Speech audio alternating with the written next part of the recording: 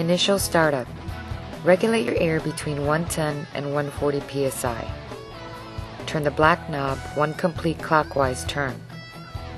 Fully retract the pistons before inserting the cartridges by pressing the directional switch inwards, to the left, and the trigger of the gun. Make sure air is off by turning the brass knob clockwise. All skin must be covered and protected. Wear long sleeve coverall or Tyvek suit, gloves, head sock, fresh air system, or full face respirator. Last minute notes. Make sure all cartridges have mixing tube attached. Align cartridges and place them on top of a stool or platform for easy access while spraying. Make sure air is off before connecting the atomizing air quick connect to the atomizing cap. Once trigger is pulled, it's recommended not to release it until you are done using the cartridge. If trigger is released while spraying, product may solidify inside the mixing tube and block the atomizing cap. If product solidifies, shut the air off and simply attach a new mixing tube to the cartridge. If splatter or spitting occurs, immediately remove splattered area with solvent and respray the area with the next cartridge. If any material is left inside the cartridge, remove mixing tube and cover the cartridge with the cap. Cartridges may be reused for a later time.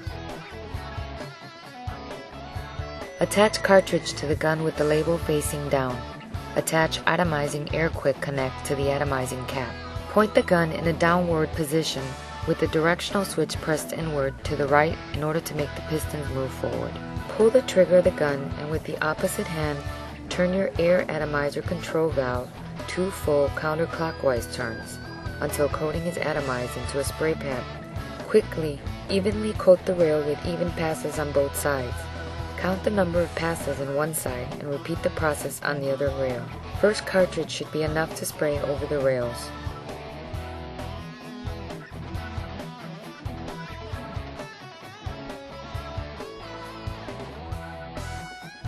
Always watch the cartridges emptying out. Before first cartridge runs out, point gun away from the truck while still spraying and press the directional switch inwards to the left, retracting pistons.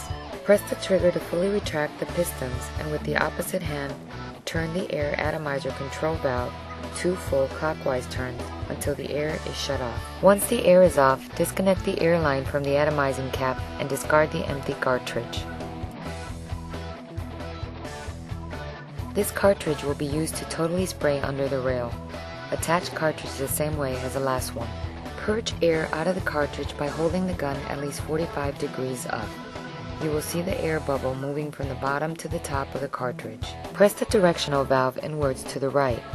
Trigger the gun and delay it for half a second before turning the air atomizer control valve 2 full counterclockwise turns. Start outside of the truck and quickly spray under the rails. Once under the rail is sprayed, start spraying one of the sides of the bed.